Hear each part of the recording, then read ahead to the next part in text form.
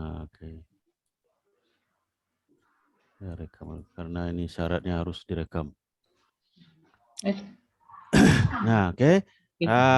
Jadi kalau kajian pustakanya ini sudah selesai, nah itu sudah sangat mudah.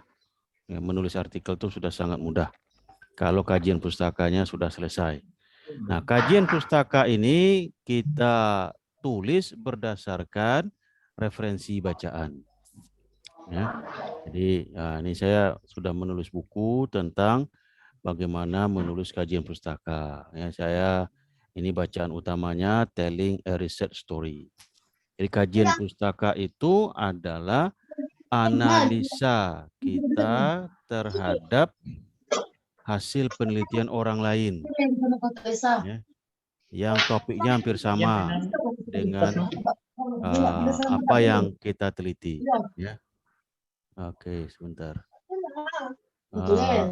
Mohon Bapak Ibu untuk mute, ya. Dimatikan suaranya dulu. Mute all. Mute all partisipan. Yes, ya. Oke.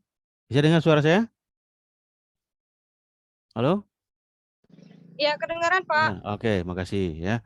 Nah, Jelas. jadi ini pendahuluan. Ini pendahuluan dari artikel, ya. Kalau pendahuluan artikel ini sudah selesai, itu artikelnya sudah 50% selesai. Disinilah kuncinya itu. Pendahuluan itu isinya 3 nih. Ada establishing a territory atau mengapa judul artikel yang kita tulis itu penting. Nah, yang kedua ini move 2, mengapa penelitiannya penting. Yang ketiga, tujuan penelitian. Jadi 3 ini. Ya. Nah, yang pertama, move 1 ini mengapa sebuah penelitian perlu dilakukan. Alasannya ada 4. Yang pertama, ada masalah. Ya. Ada masalah di dalam kelas, ada masalah di manajemen sekolah, ya tergantung judulnya. Ada masalah dalam masyarakat, kalau guru-guru bahasa Inggris, ya masalahnya biasanya masalah pembelajaran. Murid atau siswa susah memahami apa yang diajarkan, ya, murid atau siswa tidak bersemangat, atau kalau disuruh ngomong dalam bahasa Inggris di dalam kelas tidak mau, ya. Nah, itu banyak masalahnya. Nah, itu boleh ditulis ya karena ada masalah. Yang kedua, karena banyak orang lain juga menulis tentang itu. Jadi tentu kita harus baca ya kan. Ya, kalau kita baca-baca, lihat-lihat artikel orang, oh banyak ini orang menulis tentang ini. Boleh juga kita menulis itu. Nah, ya, jadi alasan kedua karena banyak orang lain menulis. Yang ketiga, karena ini bidang baru. Bidang ilmu baru, misalnya mengajar speaking menggunakan daring. Nah, ini kan baru ini. Selama ini kita mengajar speaking dalam kelas langsung ya, face to face. Nah, sekarang karena pandemi harus menggunakan daring. Nah, ini karena baru ya boleh ya kita tulis ya, orang belum banyak tahu ini karena baru ini ya. Nah, yang terakhir karena ada manfaatnya, ada gunanya ya, berguna ya, misalnya pengajaran bahasa Inggris menggunakan komputer, pengajaran bahasa Inggris menggunakan media internet ya, atau ICT. Nah, ini di samping baru juga berguna, bermanfaat. Nah, jadi tadi ada 4 alasan mengapa orang meneliti sebuah topik. Yang pertama karena ada masalah, yang kedua karena banyak orang lain juga meneliti tentang itu, populer ya. Yang ketiga karena baru, yang keempat karena bermanfaat, ada gunanya. Nah, ya. Jadi ya pilihlah salah satu atau salah 2 ya dari alasan-alasan orang meneliti. Ya, jadi tetapi itu tidak menjadi alasan penelitian, itu hanya alasan memilih judul saja. Oh, saya mau menulis tentang satu topik, misalnya banyak siswa yang enggan berbicara bahasa Inggris dalam kelas. Nah, ya, itu karena bermasalah. Ya. Setiap disuruh siswa praktek, misalnya ya menggunakan bahasa Inggris dalam kelas, mereka pada tidak mau. Nah, ya itu masalah. Ya, setiap siswa misalnya disuruh membaca, ya, nah, mereka malah menerjemahkan, ya, padahal disuruh membaca. Nah, itu masalah. Ya, itu boleh. Ya. Nah, yang kedua, mengapa itu perlu diteliti? Nah, ya, jadi kalau yang pertama tadi, mengapa itu perlu ditulis? Ya. Nah, yang kedua, mengapa itu perlu diteliti? Ini alasannya bukan karena ada masalah. Ya. Orang meneliti bukan ada masalah, tetapi karena belum pernah diteliti. Nah, ya. Tapi dari mana kita tahu bahwa itu belum pernah diteliti? Ya, kita harus membaca. Bagaimana kalau sudah pernah? Nah, kalau sudah pernah ya kita pelajari apa yang sudah pernah. Ya. Misalnya mengajar speaking lewat daring. Nah, sudah pernah diteliti orang, ya enggak apa-apa. Kita cari apanya yang dia teliti. Misalnya hanya motivasi, ya, semangat. Nah, tapi belum ada yang mengajarkan misalnya ucapan, ya, pronunciation misalnya. Nah, kita teliti itu. Ya. Jadi yang pertama kita cari dulu apa saja yang sudah diteliti orang tentang judul yang sudah kita pilih. Nah, ya itu namanya referensi. Lalu kita baca apa saja yang sudah diteliti orang itu. Lalu kita cari-carilah, ya. Ini apa nih yang belum ini? Yang belum diteliti orang. Ini sudah ada ini. Ya, sudah ada misalnya 10 orang meneliti tentang pengajaran speaking secara daring. Kita baca-baca, pikir lagi, ya, apa nih yang belum? Ini sudah, ini sudah, ini sudah. Yang belum apa? Oh, ternyata yang belum itu bagaimana mengujinya, mengevaluasinya, mengetes, ya, hasil belajar speaking secara daring. Nah, kita teliti itu. Nah, jadi kita cari-cari. Jadi tidak langsung saja kita tentukan, oh saya mau meneliti eh, cara membuat mengetes, ya, kemampuan berbicara siswa secara daring. Mengapa? Karena itu ada masalah, enggak bisa, ya. Jadi masalah tidak bisa dijadikan alasan penelitian. Masalah hanya bisa dijadikan alasan memilih sebuah topik. Nah, ya. Nah, jadi 2 pertanyaan sudah terjawab. Pertama tadi, mengapa judulnya itu kita pilih? Ada 4 alasannya. Yang pertama karena populer, karena ada masalah, karena bermanfaat, karena baru. Nah, 4. Nah, lalu pertanyaan kedua, mengapa sebuah penelitian dilakukan? Ya, karena belum pernah diteliti orang. Ya. Oh, kalau sudah gimana? Nah, kita cari apa yang belum. Ya. Dikumpulkan literaturnya, dikumpulkan penelitian orang lain, lalu kita cari-cari, ya, apa yang belum ini, yang belum pernah diteliti. Nah nah, lalu yang ketiga, udah berdasarkan, kajian pustaka kita tetapkan mau meneliti ini, sudah, ya, maka penelitian ini dilakukan untuk menjawab ini, pertanyaan ini, pertanyaan ini. Nah, ya, jadi itu isinya pendahuluan, ya. Kira-kira bisa dipahami ya Pak Ibu? Kalau ada yang ingin dipertanyakan silakan, ya. Boleh juga bertanya, ya, melalui chat, ya, melalui chat room di sini, ya. Silakan kalau ada yang ingin bertanya, ya. Jadi ini intinya ini yang akan kita bahas nanti. Khususnya ini yang 2 ini, yang move 2, sorry bukan move 2, move 1, step 3, reviewing items of previous research. Ini yang akan kita bahas nanti. Ya, tapi sebelum itu kita bahas dulu, ya, bahwa pendahuluan itu isinya ada 3 ini. Nah, ya, yang pertama tadi mengapa kita memilih sebuah judul. Yang kedua, mengapa kita perlu melakukan sebuah penelitian. Yang ketiga ini mudah, hanya research question saja, ya, atau tujuan penelitian saja. Nah, ya. Ada yang ingin ditanyakan? Ya, apa kira-kira mana yang sulit menulisnya? Ya, sebetulnya ini tidak begitu sulit, ya, kalau kita mau membaca. Ya. Jadi sebelum kita mulai menulis itu kita kumpulkan dulu referensi. Ya. Boleh kita memilih topik, ya, atau judul dulu. Oh saya mau menulis tentang ini. Nah cari dulu referensi, jangan langsung mulai nulis. Ya. Menulis itu nanti, ya, setelah kita membaca referensi yang cukup, ya, yang cukup banyak, misalnya 20 ya. Nah, atau 30, nah baru kita mulai menulis. Ya. Karena menulis karya ilmiah ini beda dengan mengarang. Ya. Kalau mengarang apa yang apa yang ada di pikiran kita tuliskan. Tetapi kalau menulis karya ilmiah ini kita menuliskan apa yang kita baca, lalu kita tambahi. Ya, jangan hanya semua yang kita baca lalu kita tuangkan dalam tulisan. Berarti tidak ada yang baru. Ya.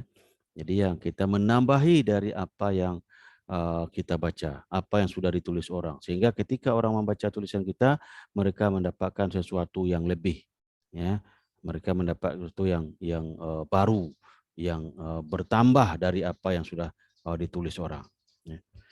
Oke, ada yang ingin bertanya? Silakan. Kita stop sharing dulu, silakan. Boleh melalui chat ini bisa ya. Sudah ada 17 orang yang ikut.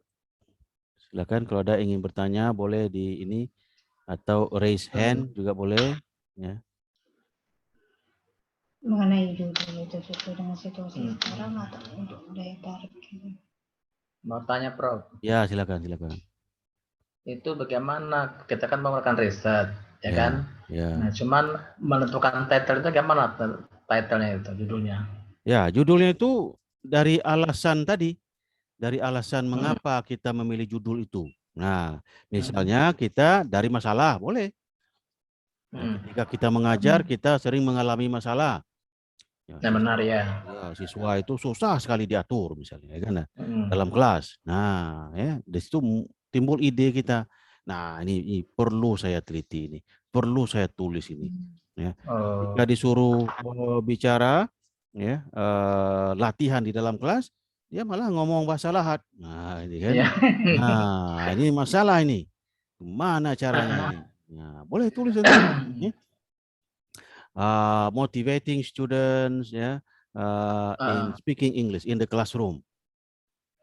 Ya, avoiding the use of first language. Ya. Muncul ide dari masalah itu boleh. Apa masalah? Banyak masalah pengajaran bahasa Inggris. Ya.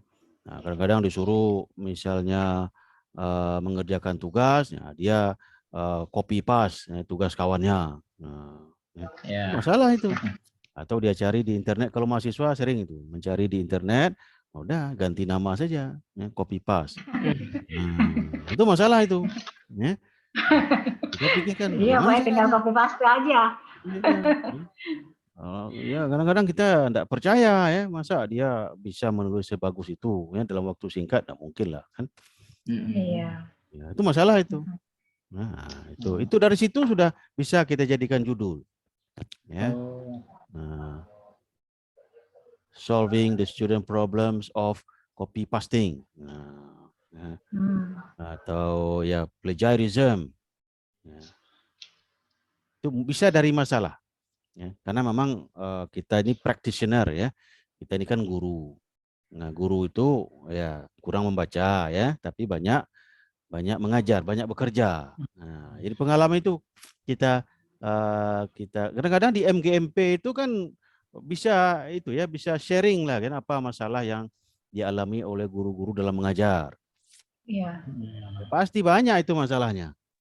Pasti banyak itu. Ada siswa yang selalu duduk di belakang, ya, ribut, kan? Nah, biasanya guru murid yang pintar duduknya di depan, ya kan? Nah, bagaimana caranya? Bagaimana mengelola? Nah, sekarang hanya 50% yang boleh masuk, berarti jarak-jarak kan?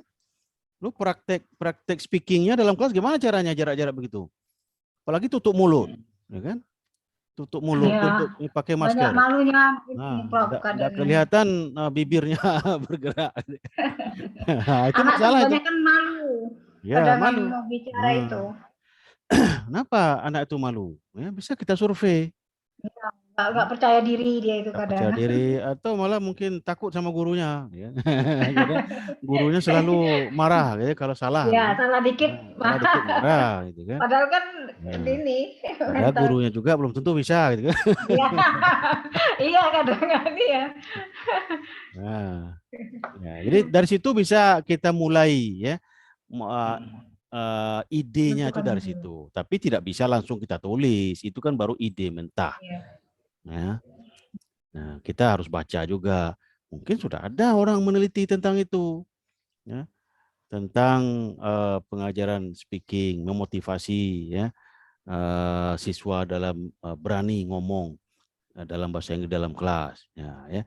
Jadi tidak bisa ide mentah itu langsung ditulis, nggak bisa. Karena nanti itu pasti sudah ada yang menulis tentang itu, ya. Tidak ada lagi yang baru di bawah kolong langit itu. Pasti orang yang lain sudah pernah menulisnya, menelitinya. Mungkin kita saja yang tidak baca. Ya. Jadi jangan mulai menulis sebelum membaca. Baca dulu baru mulai nulis. Tapi ide awalnya itu boleh dari pengalaman kita dulu waktu belajar, pengalaman waktu mengajar, ya, atau pengalaman teman mengajar, ya, waktu diskusi misalnya di MGMP ini, ya, ada yang mengeluh, ya, saya mengajar di sekolah baru, anak-anaknya bandel semua, gitu kan. Nah, Mungkin salah satunya gini dok, kan kita lagi COVID ini kan anak-anak kadang belajar itu tambah males karena situasinya daring ya dok ya, jadi nggak fokus dia. Mungkin salah satunya ya bisa dijadikan judul apa jadikan satu faktor dia bisa jadi malas judul. belajar. Jadi kan nanti penelitiannya bisa survei, nanti ditambah dengan wawancara. Ya. Nah, ya jangan karena SMP, SMA, ya, mahasiswa aja banyak begitu. Oke, silakan ada yang ini yang bertanya lagi. Oke, terima kasih Prof. Ya, makasih. Ya.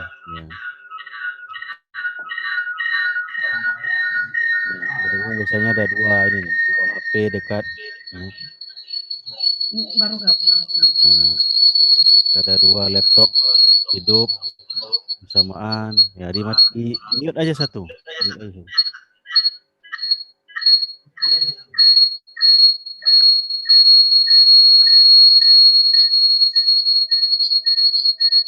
baru gabung. Ya, dimatikan aja suaranya. Wadah ini dia itu Rahman kayaknya nih Pak. Ya, Pak ini. Okay. Rasman ini. Ya. Sorry. Ini aja, di mute aja. Ayo man. Ya bingung. Di mute. Matikan suaranya. Di mute. Ya, di bawah paling kiri. Oke, ada lagi yang ingin bertanya? Jadi manfaatnya kalau kita rajin menulis, ya bisa cepat naik pangkat. Karena ya KUM namanya, kalau guru-guru apa namanya? Kalau di dosen namanya KUM, kredit point. Ya. Karya tulis kayak. Karya tulis. Ya, yang dihitung untuk naik pangkat itu apa? Poin apa? Pak namanya. Pak. Oh, okay. Penilaian kredit. Angka kredit ya? Ya sama lah. Ya, angka kredit. Pak namanya.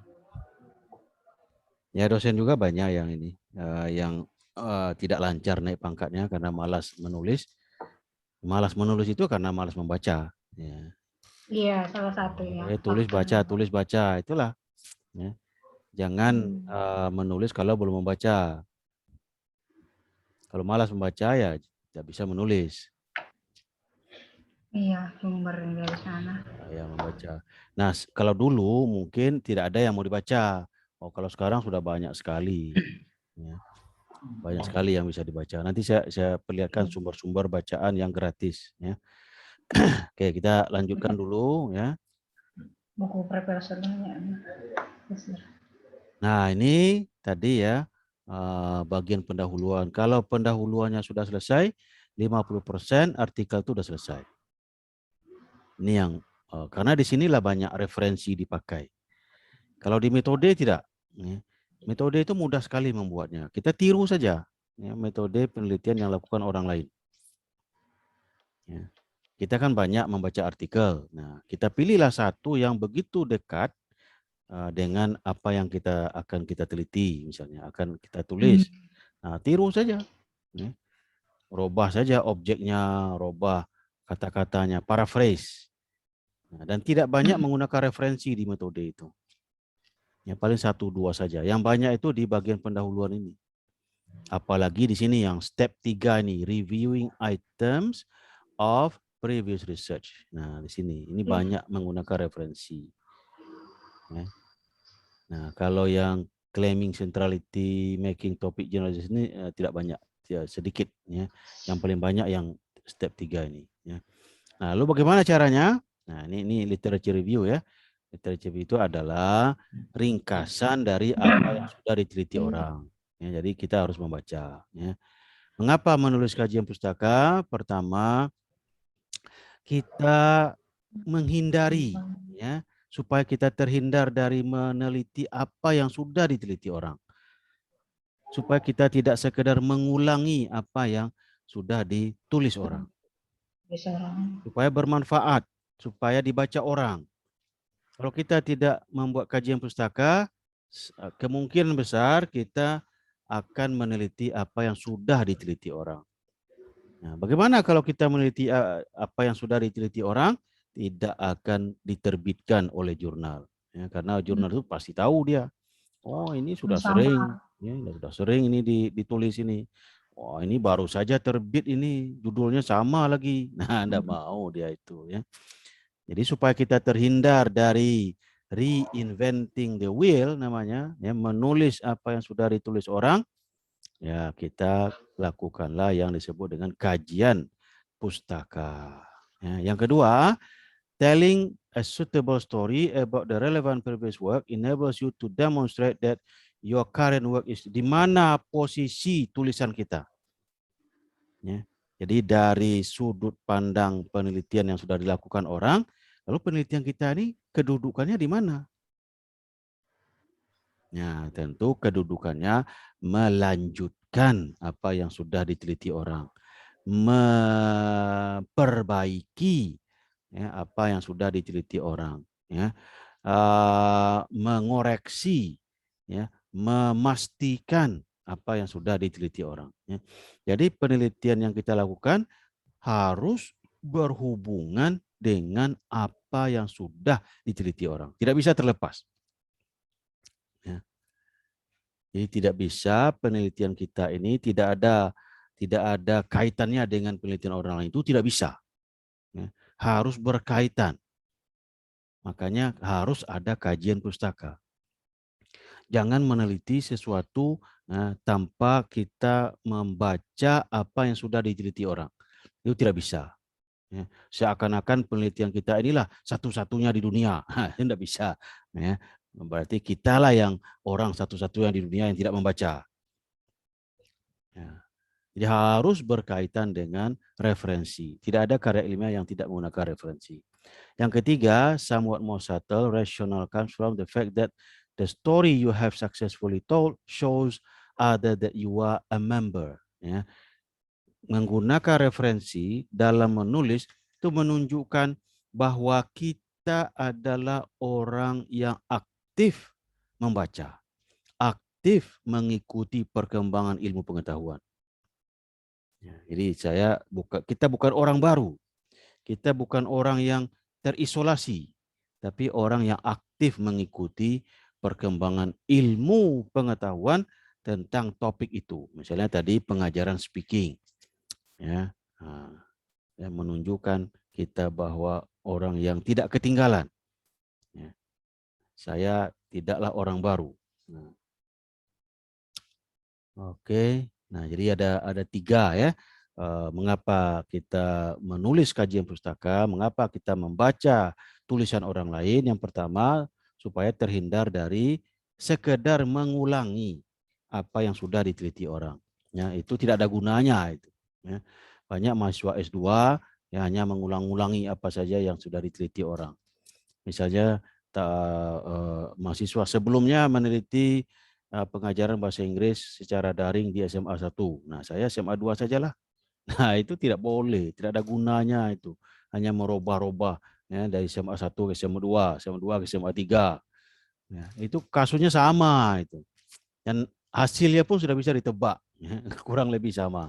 Nah, itu sama saja dengan plagiat. Ya, nanti ketika dicek ya, similarity index-nya, nah itu bisa ya, di atas 50% sama. Itu tidak boleh. Yang kedua, ya untuk menempatkan ya yang saya teliti ini di mana posisinya di antara apa-apa yang sudah diteliti orang. Lalu yang ketiga, menunjukkan secara tidak langsung pada orang, pada pembaca bahwa saya adalah orang yang aktif, ya, membaca penelitian, mengikuti perkembangan penelitian terdahulu. Ya. Nah, itu. Lalu referensi yang kita baca itu harus kita kelompokkan, kita organisir. Tidak bisa kita tuliskan saja satu persatu. Misalnya ada 10. Nomor 1 ini, nomor 2 ini, nomor 3 ini, nomor 4 ini, 5 ini. Itu tidak bisa.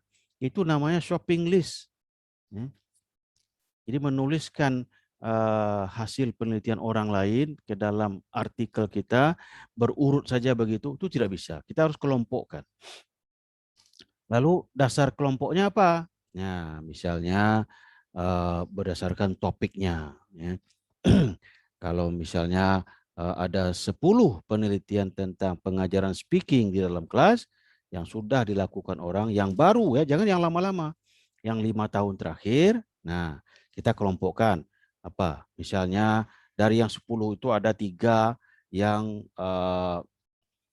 mengenai pengucapan, ya, pronunciation. Nah, satu kelompok. Lalu ada 4 tentang vocab misalnya, ya, satu kelompok. Yang ada lagi yang meneliti tentang, ya, kelancaran dia ngomong. Itu kelompokkan. Jadi kita kelompokkan.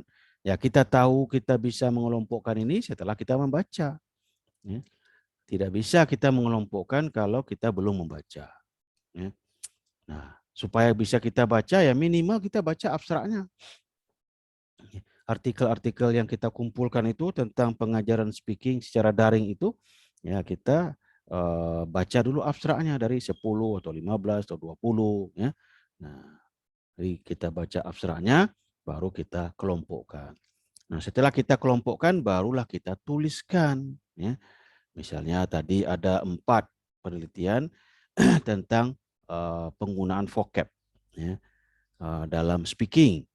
Ya, lalu ya kita buat satu kalimat pengantar, ya, penelitian tentang pengajaran speaking di dalam secara daring, ya, yang fokus pada vocabulary, ya, sudah dilakukan oleh beberapa orang seperti ini. Nah, sudah, ya, dalam satu paragraf itu isinya keempat itu, ya, keempat penelitian tentang vocab itu. Nah, kelompok yang lain, ya, tentang hal yang lain seperti pronunciation juga sudah pernah dilakukan orang lain. Nah, ada 3 misalnya, 1, 2, 3 itu boleh. Ya. Tapi ini sudah ada kelompoknya, tidak diurut tadi, ya, seperti shopping list tadi yang saya katakan, shopping list tadi, ya. Ini sudah dikelompok-kelompokkan, mungkin 3, 4 kelompok tergantung artikel yang kita baca. Ya. Nah, barulah kita tuliskan, ya, apa saja yang sudah diteliti orang, ya, tentang topik yang berkaitan tadi yang sudah kita kelompokkan dan bagaimana hasilnya. Ya. Lalu di akhir, ini contoh, ya. Kalau ini pengelompokannya berdasarkan tahun terbit, ya. Misalnya di sini tahun 83, ya. Dia karena di sini ada pengantarnya, maka di sini hanya 1, dalam paragraf ini hanya 1 yang dia kutip, yaitu yang dilakukan oleh Nikish, ya, 83. Lalu 84, lalu ada 2002, ya, dalam satu paragraf ini. Ini berdasarkan tahun. Ada 2006, ada 2007, dia kelompokkan 2 buah dalam satu paragraf. Ada 2007, 2010, 2 buah juga dalam, perhatikan ini kata sambungnya furthermore, ya. While, kalau yang tadi itu additionally in a report, ya, jadi hanya menambah-nambahkan saja, ya. Nah, lalu 2010, ya, dan terakhir 2011. Nah, ya, jadi pengelompokannya berdasarkan tahun. Tetapi tidak satu satu artikel, satu paragraf, ya. Jadi ada 2, ada 3, ya, dalam satu paragraf. Ya. Nah, ya dalam menulis kita mungkin akan kesulitan mencari kata-kata, ya karena vocab kita terbatas. Nah, jadi supaya tidak menggunakan kata yang sama berkali-kali, ya, ini mencari sinonim kata. Misalnya kata found. Ya, kalau penelitian, hasil penelitian itu kan found, ya, bla bla bla found that. Nah, supaya tidak found terus kita pakai apa lagi yang lain. Nah, cari sinonimnya di sini. Ya. Di sini ada thesaurus namanya. Ya.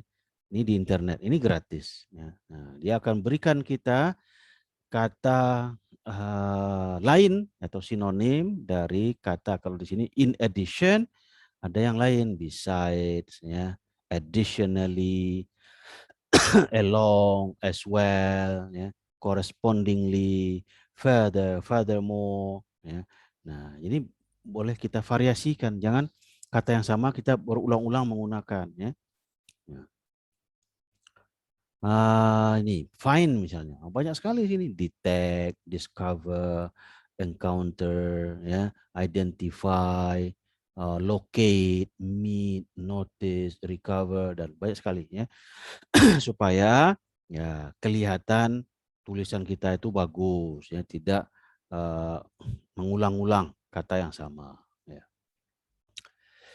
Nah, ini pengelompokan berdasarkan perspektif, ya. Hasil penelitian itu positif, ya. Ada juga yang negatif, artinya tidak terbukti, ya. Misalnya metode komunikatif, pendekatan komunikatif. Apakah pendekatan komunikatif itu efektif? Ya, ada penelitian yang menemukan itu efektif, berarti kelompok positif, ya. Ada yang penelitian yang menemukan communicative approach itu tidak bagus. Nah, itu kita kelompokkan ke kelompok negatif. Ada yang kedua-duanya, ya, ada positifnya, ada negatifnya. Nah, itu kita kelompokkan lagi ke satu kelompok. Nah, ini berdasarkan perspektif penulis, ya.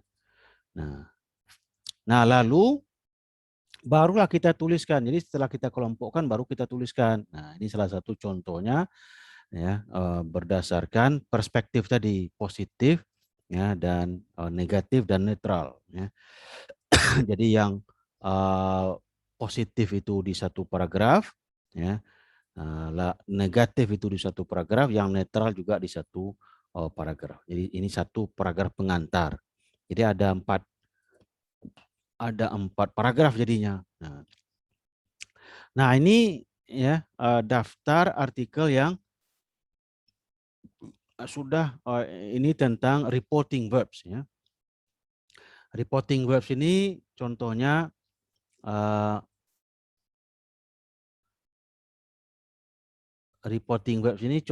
kata find tadi, ya. Find. John tahun 2020 found that. Nah, found itu reporting verbs namanya, ya. Nah, saya pernah meneliti tentang ini, bagaimana penulis menggunakan reporting verbs di dalam artikel. Saya kumpulkan sampai berapa ini? Ini ada sekitar 30 atau 40 artikel ini, ya. Nah, lalu dari 30 atau 40 artikel ini saya kelompokkan, ya. Nah, pertama tentang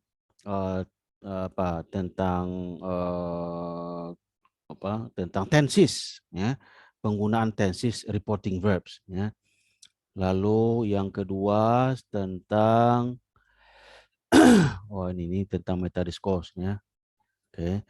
Nah, lalu tentang tenses, tentang penggunaan gaya pengutipan, ya. Lalu apalagi itu, ya, ada 3 kelompok, ya, yang saya kelompokkan, baru saya tuliskan ke sini, ya. Baru saya tuliskan, ya. Saya kelompokkan dulu baru saya tuliskan. Nah, di sini yang saya baca itu hanya abstraknya saja. Dari abstrak itu sajalah saya saya kelompokkan. Nah, ya. Jadi setelah saya kelompokkan, baru pertama saya beri komentar umum dulu di awalnya, ya. Di awal, misalnya sudah ada banyak penelitian yang dilakukan tentang reporting verbs.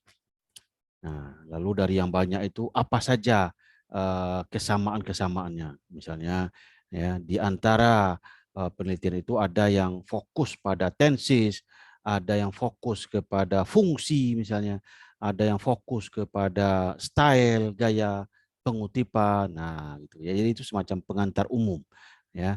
Setelah saya mempelajari yang 30 tadi. Ya. Lalu baru di paragraf berikutnya masuk tentang tenses, ya, reporting verbs. Satu paragraf, semuanya tentang tenses. Lalu paragraf berikutnya tentang fungsi, tipe dan fungsi reporting verbs. Satu paragraf lagi. Yang berikutnya tentang gayanya, denotatif dan evaluatif. Denotatifnya artinya dia menyampaikan saja, ya, tidak mengkritik, tidak mengevaluasi, ya, di note, ya, state, hanya menyampaikan saja. Ya. Nah, ada juga yang mengevaluasi, mengkritiknya, ya, tidak menerima begitu saja. Ya. Nah, jadi itu ada dua gaya. Lalu yang terakhir penelitian reporting verbs yang ada di Indonesia. Ya, berarti sudah ada berapa paragraf? 1, 2, 3, 4, 5 paragraf. Nah, terakhir, nah ini penting sekali paragraf terakhir ini. Setelah kita sajikan penelitian-penelitian yang sudah pernah dilakukan ya, tentang topik yang ini tentang reporting verbs, kita lalu membuat semacam paragraf kesimpulan. Ya. Apa isinya? Isinya adalah mencari ya, apa yang belum diteliti orang. Dari yang sudah banyak itu apa yang belum? Itu disebut dengan research gap, ya, research gap, ya, celah penelitian. Nah, ini paragraf paling penting, ya. Nah, jadi dan ini juga sulit menulisnya karena kita harus mencari apa yang belum. Ya. Dari yang sudah banyak, yang sudah diteliti orang itu yang belumnya apa. Karena itulah alasan kita meneliti. Tanpa itu kita tidak bisa meneliti. Tidak cukup kita menyajikan apa yang sudah diteliti orang, tiba-tiba, oh saya ingin meneliti yang lain ini. Tidak bisa. Ya. Kita harus lihat dulu apa yang sudah, ya, dan apa yang belum. Nah, yang belum itulah yang akan kita teliti. Nah, ini hasilnya, ya. Ini hasilnya. Ini paragraf pertama. Ya, saya hanya mengantar saja siapa saja yang sudah pernah meneliti tentang reporting verbs. Ada Malcolm, ada Shaw, ada Thomas and Hawes, ada Thompson, Ye. Nah, ini orang-orang yang saya temukan sudah pernah meneliti tentang reporting verbs. Nah, lalu these studies mainly, ya, penelitian-penelitian ini umumnya meneliti tentang tenses, voice, form and function, denotative and evaluative, ya. Nah, some studies descriptively, ada yang deskriptif, ada yang komparatif. Nah, ini paragraf pengantar, ya, mengantarkan kepada penelitian yang akan kita bahas, akan kita kaji, ya, di kajian pustaka ini. Ya. Nah, di paragraf keduanya saya sudah masuk kepada tenses. Ya, siapa saja yang meneliti tentang tensesnya? Ada ini, ada siapa ini ya? Hanania, Akhtar, Malcolm, Shaw, Wallace dan ini. Ya. Nah, ini penelitian tentang tenses saja semuanya isinya. Ya, tidak campur dengan yang lain. Nah, ini penelitian tentang fungsi, tipe dan fungsi reporting verb saja. Ya, semuanya dalam satu paragraf ini, tidak saya campur dengan yang lain. Ya. Nah, saya hanya menyampaikan bahwa penelitian tentang tipe dan fungsi citation dilakukan oleh ini.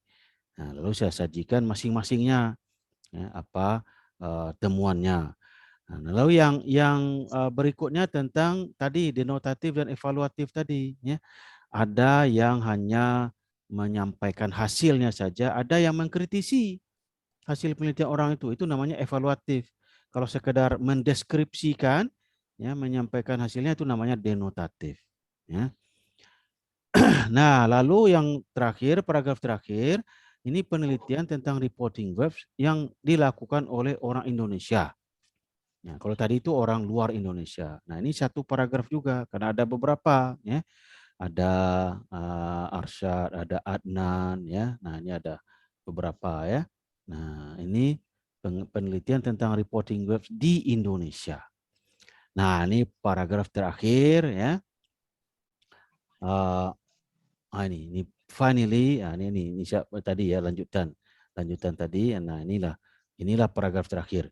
Kita membuatnya seperti ini. Walaupun sudah banyak penelitian yang dilakukan tentang penggunaan reporting verbs, ya, tetapi no comparative study, ya. But to the knowledge of the present authors, sepengetahuan saya belum ada penelitian yang sifatnya komparatif di Indonesia. Kalau di luar Indonesia tadi sudah ada. Nah, ya, di Indonesia belum ada yang bersifat komparatif. Semuanya bersifat deskriptif. Dan inilah alasan sebuah penelitian. Ya. Nah, jadi kita mencari apa yang belum untuk memberi alasan penelitian. Nah, ya. Jadi setelah itu diikuti oleh research question. Ya. Nah, selesailah ya kajian pustaka kita. Ya. Nah, ya. Kira-kira ada yang ingin bertanyakan, silakan. Ya, bagaimana menulis kajian pustaka? Nah, saya stop dulu ya. Nah, ini ada 17 orang yang hadir. Silakan kalau ada yang bertanya. Jadi langkahlah menulis kajian pustaka atau literature review. Pertama, kumpulkan dulu ya sebanyak-banyaknya hasil penelitian orang tentang topik yang sama yang akan kita teliti. Ya, cari di internet ya. Jadi tidak di perpustakaan, kita cari di internet saja. Nah, setelah dapat ya beberapa, kita kelompokkan. Setelah kita baca abstraknya, kita kelompokkan. Ya, setelah kita kelompokkan, baru kita tuliskan satu kelompok menjadi satu paragraf. Nah, setelah selesai ya menuliskan hasil-hasil penelitian berdasarkan kelompok, terakhir kita baru tulis paragraf kesimpulan ya, yang menyajikan apa yang sudah diteliti orang dan apa yang belum. Nah, yang belum itulah yang akan kita teliti. Jadi kuncinya itu adalah mencari apa yang belum diteliti orang. Supaya hasilnya nanti tidak sama, tidak mirip, ya, tidak mengulangi apa yang sudah diteliti orang. Silakan kalau ada yang ingin bertanya.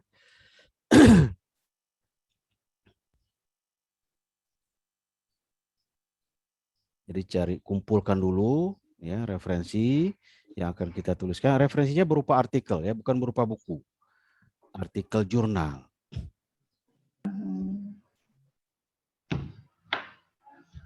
Silakan kalau ada yang ingin bertanya. Ada yang merasa wah sulit kalau begitu. Nah, membaca abstrak kan tidak sulit. Ya. Apalagi semuanya guru bahasa Inggris. Di abstrak itu sudah bisa kita ketahui. Ini penelitian ini tujuannya apa, temuannya apa. Nah, manfaatnya juga. Kalau sudah kita ketahui apa yang ditelitinya dan apa temuannya, ya mudah kita mengelompokkannya.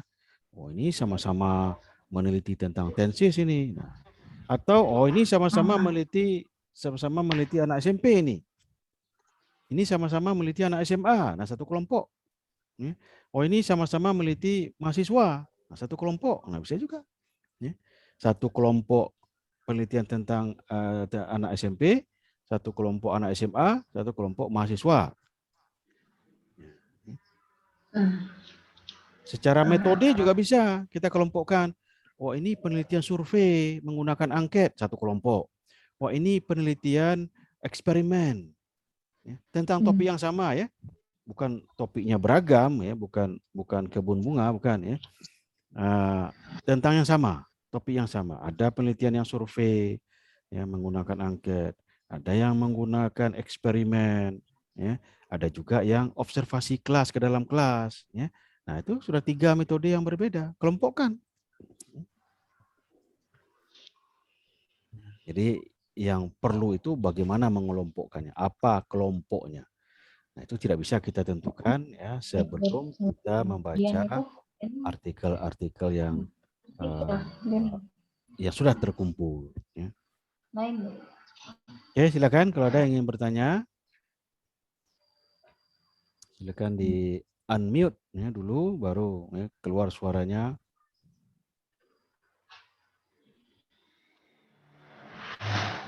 Apa kira-kira bisa melakukannya? Coba nanti. Ya untuk latihan ya saya berikan nanti daftar ya, daftar artikel yang sudah saya kumpulkan. Nah, ya. Nggak usah banyak-banyak dulu, misalnya 10 dulu ya. Nah, coba dikelompokkan itu. Setelah dikelompokkan, tuliskan ke dalam satu paragraf masing-masing kelompok. Boleh dalam bahasa Indonesia dulu, boleh. Ya. Karena polanya sama, karya ilmiah itu sama polanya. Bahasa Indonesia, bahasa Inggris sama polanya. Karya ilmiah itu universal.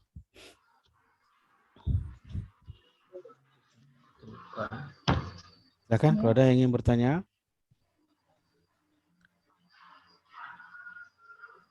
Saya tidak melihat ada kesulitan ya di situ ya karena sudah sering saya lakukan. Ya, kalau kesulitannya mencari artikel, nah bentar lagi kita saya perlihatkan ya bagaimana caranya mencari artikel di internet. Ya, sangat mudah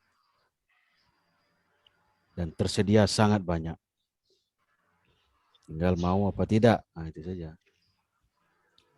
Yang sudah S2 banyak di sini. Siapa yang sudah S2? Adalah berapa, Prof? Berapa? Ada 5 orang. Lebih kali. Lebih. S2-nya apa? Bahasa Inggris atau? Ada yang linear, ada yang tidak. Ada yang ambil TP, manajemen ada. Oh. Ya pasti sudah punya pengalaman ya meneliti di tingkat yang lebih tinggi lah dari S1. Kalau S1 skripsi itu kan benar-benar baru belajar kan. Tapi di S2 nah itu sudah lebih tinggi tingkatnya dan targetnya adalah publikasi. Nah, tidak sekedar selesai tesis, nah, lalu dipajang di pustaka, tidak. Sejak tahun 2010 itu harus dipublikasikan di jurnal terakreditasi. Sinta 1 sampai Sinta 6. Silakan kalau ada yang ingin bertanya gimana ya kira-kira kesulitannya atau ya ada yang belum bisa membayangkan bagaimana mulainya dari mana ya atau membayangkan kesulitan ya. Kalau kesulitannya oh saya sibuk sekali di sekolah. Justru penulis yang produktif itu adalah orang sibuk. Jadi alasan sibuk itu tidak terbukti ya, menjadi alasan utama bagi orang meneliti ya, menulis. Menulis itu ya rewardnya itu luar biasa. Memang tidak dari segi uang ya, tapi kebanggaan. Ya.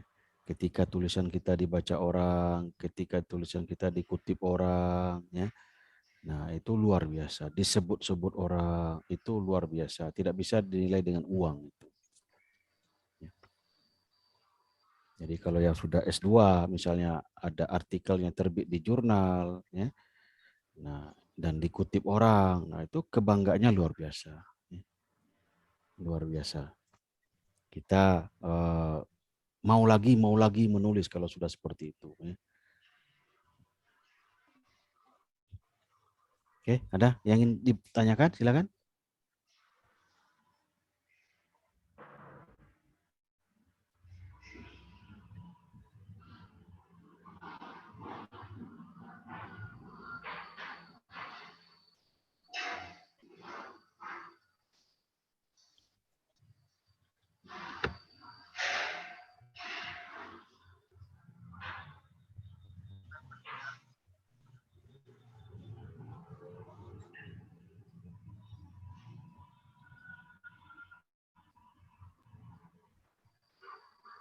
Ya ada?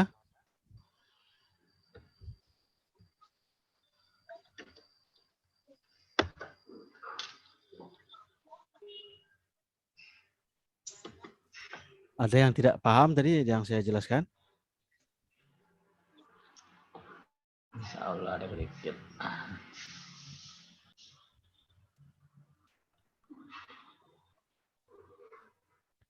Bisa juga ditulis di chat ini ya, di chat ya. Klik chat ini nanti bisa dituliskan di sini.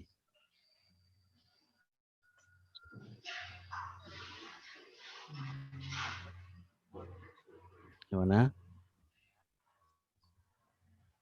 Atau ada yang tidak paham sama sekali?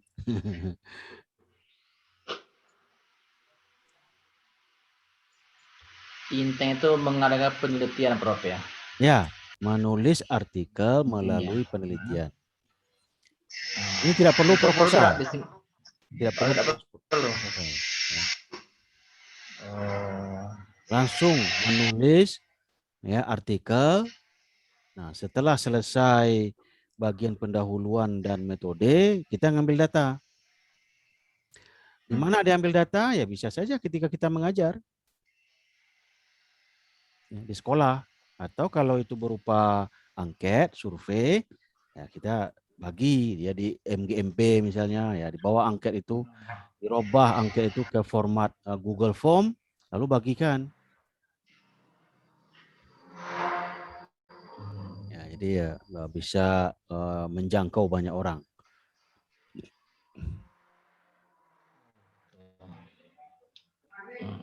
Ini baru yang kita bahas ini adalah kajian pustakanya saja.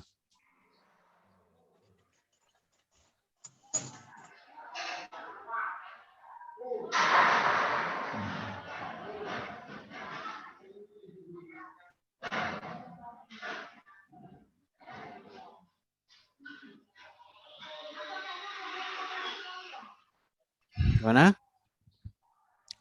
Nah, kita lanjutkan ya. Nah, ini tadi setelah ada kajian pustaka, sudah tahu apa yang belum diteliti orang, kita buatlah pertanyaan.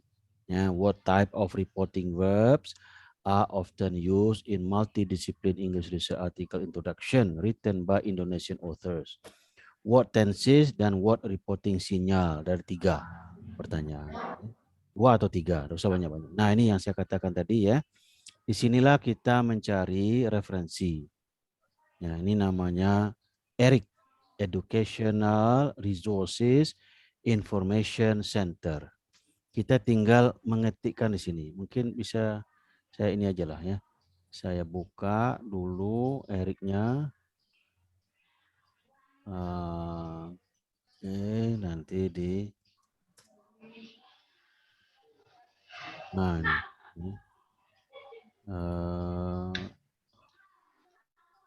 Nah ini. Nah ini, ya bisa lihat ya. Nah ini kalau ketik nama orang bisa nih. Ya, kita ketik nama orang di sini. Nama saya di sini ya. Lalu kita search. Nah ini akan keluar di sini artikel yang bisa kita download. Nah ini bisa di-download semuanya ini. Ya. Ini artikel saya semuanya di sini ada, bisa di-download. Ya, ini ada 2 halaman. Ya. Nah, ini semuanya bisa di-download. Ya, ada sekitar berapa? Ada 29. Ya. 29. Nah, jadi bisa ketika kita mencari artikel, ya, ketik nama orang yang kita kenal. Ya, pakar. Ya. Kalau misalnya pakar pengajaran bahasa Inggris, siapa yang tahu? Ada yang tahu enggak? Siapa? Yang pengajaran bahasa Inggris siapa pakarnya? Ada yang tahu ya waktu mungkin kuliah dulu ya.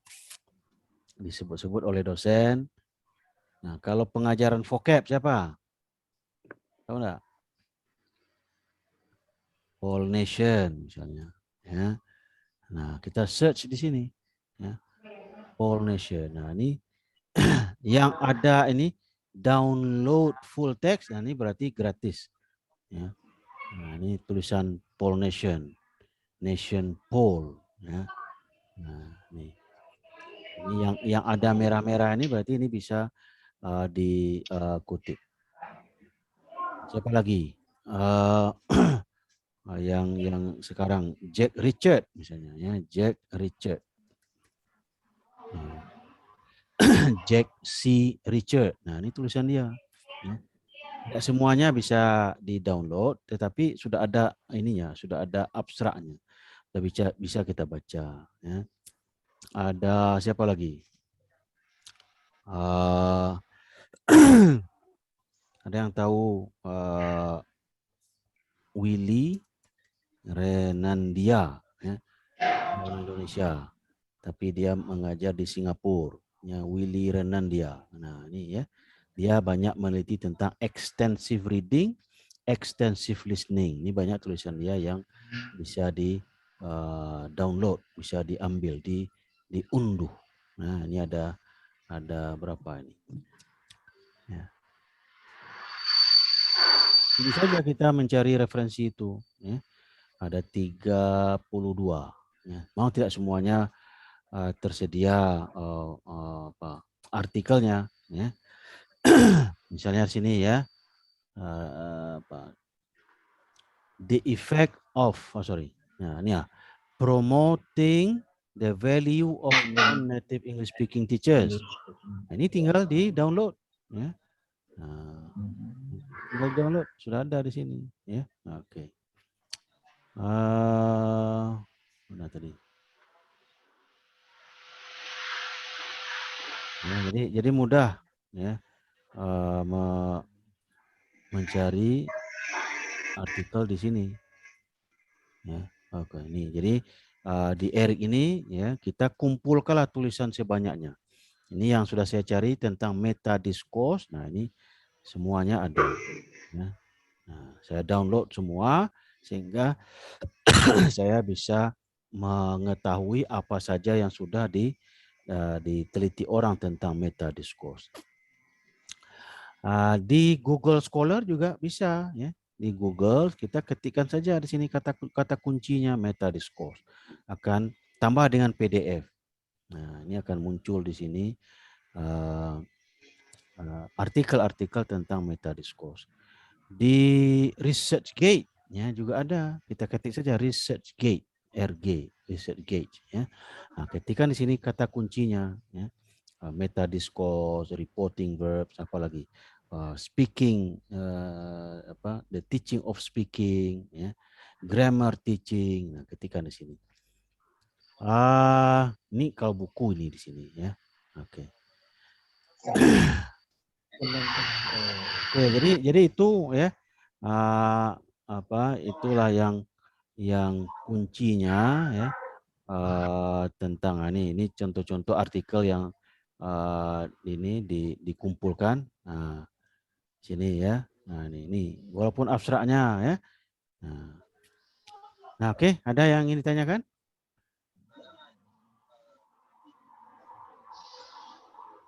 Ya, nanti akan saya bagikan beberapa artikel ya untuk dibaca dan dikelompokkan. Nah, sampai kelompokkan saja. Misalnya ada 10. Nah, bacalah abstraknya dari 10 itu, kelompokkan. Nah, berapa kelompok? Misalnya bisa 3 kelompok atau 2 kelompok. Ya. Tentu yang satu kelompok itu ada kesamaan-kesamaannya. Nah, sebelum kita menulis, tinggal dikelompokkan saja dulu. Ya. Oke, ada yang ingin ditanyakan? Saya akan share di sini ya link yang tadi untuk Dia kabeh sama dia jualan, buka deh tuh tiap hari. Kan boleh lagi ngicer lagi mulu. Ya, untuk mengisi angket tadi ya. Nah, saya share linknya di sini. Nih.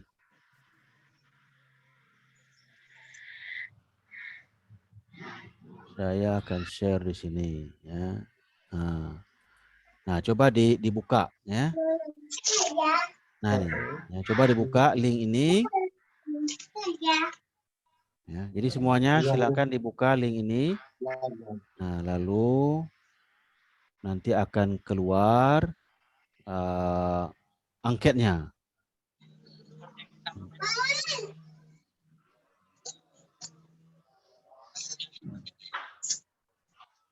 Nah, ini saya coba share nih. Ya. Nah, akan keluar seperti ini. Nah, lalu diklik edit your response. Edit your response. Ya. Nah, akan keluar seperti ini. Nah, gantilah email ini. Ya. Gantilah email ini dengan emailnya masing-masing. Ya. Nah. Oke. Nah, lalu klik next. Ya, misalnya saya buat email saya yang kedua nih. Email saya ada 2. Nah, ini. Ya. Oke. Ada yang tidak bisa ini membuka ini? Bisa ya?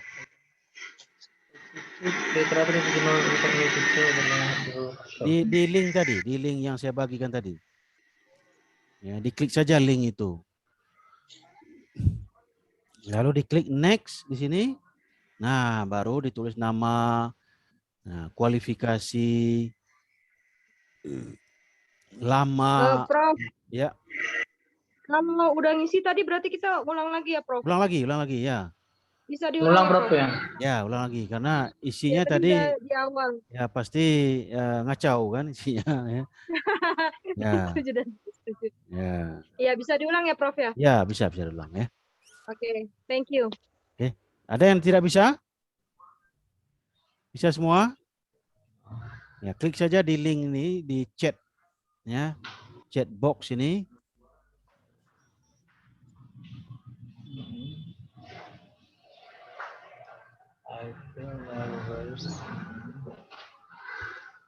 Ada 17 ya, 17 orang yang ikut. Ya, saya harapkan 17 ini mengisi semua angket ini. Bisa sekarang, Prof, apa nanti ya, Prof ya? Karena saya pakai HP, Prof, nggak Oke, pakai laptop. nanti juga enggak apa-apa ya. Setelah Zoom ya, Cuma Prof ya? di ini ya, jangan hilang linknya itu ya. Iya. Nah. Oke, bisa semua? Ada yang lain? Nah, sekarang kita ambil foto ya. Kita ambil foto, hidupkan kameranya. Ini syaratnya nih ya. Syaratnya harus hidup kameranya. Bukti ya, bukti kehadiran, ada fotonya. Ya. Silakan dihidupkan.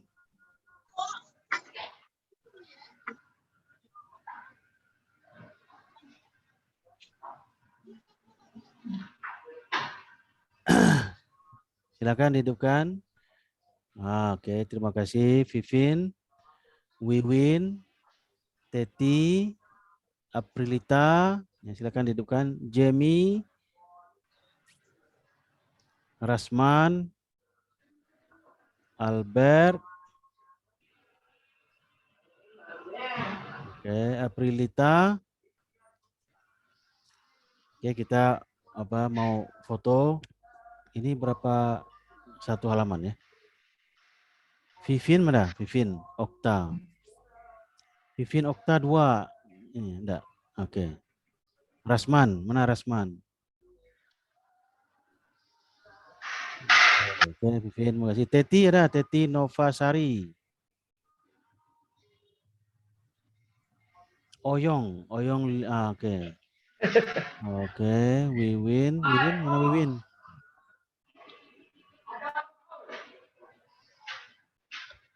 Wiwin, ya. Teti. Oke, ya, silakan yang lain juga bisa ambil fotonya. Ya.